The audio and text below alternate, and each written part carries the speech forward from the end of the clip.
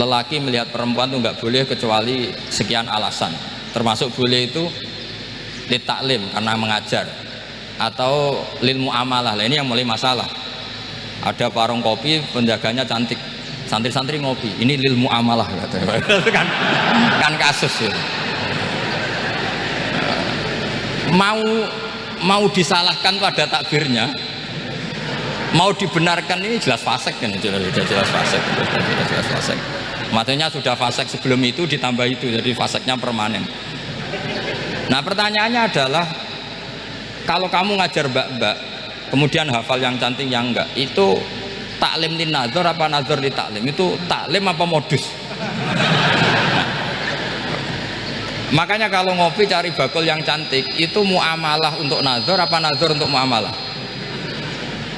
Loh, kalau saya ngopi dengan kirobah pasti halal. Karena begini, berjalan saja, bareng capek, nggak tahu itu warungnya siapa, terus berhenti ngopi. Kebetulan bakulnya cantik. Nah itu mungkin halal, karena kan saya tidak milih-milih. Ingin ngopi, kebetulan bakulnya cantik. Kalau kamu kan nggak apal daftarnya. Wah itu mesti haram itu, mesti haram itu. Karena berarti kan kamu menjadikan ngopi ini modus. Gue jagani nak takok pangeran, lo kok nazar? Muamalah Gusti, muamalah. Itu mesti modus. Maka fikih itu harus dikawal oleh tasawuf. Kalau ndak, semua hukum fikih bisa diakalin.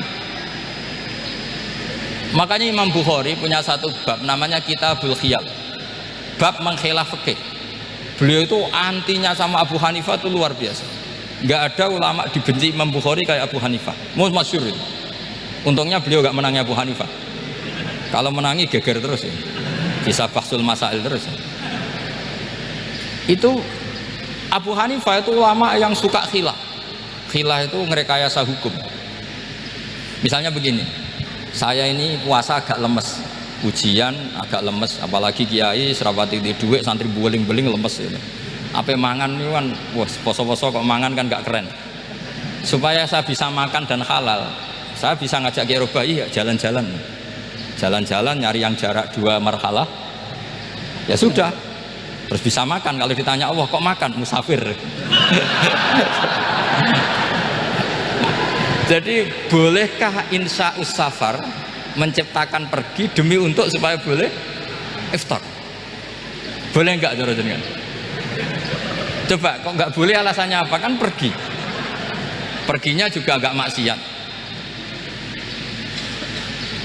Itu khilaf. Tapi Sayyid Muhammad, Abuya Sayyid Muhammad bin Alawi, Sayyid Muhammad itu membela Abu Hanifah, artinya membela jangan semua khilaf itu diharamkan. Karena itu cara, saya ulang lagi, karena itu cara untuk mengawal bahwa hukum Allah itu luas. Karena kalau nggak ada khilaf itu ya kita kesulitan. Misalnya begini, ini penjelasannya, makanya kita harus sering mendengar. Saya itu dulu masih sangat fikih, itu protes kenapa ada puluhan polisi wanita. Itu kan pekerjaan cowok ya, pekerjaan pria. Tapi setelah mendapat penjelasan dari polisi, itu alasannya masuk akal. Gus, kadang-kadang orang nakal itu menyembunyikan narkoba itu di alat wanitanya. Itu kalau semua lelaki polisi kayak jenengan itu kan masalah itu.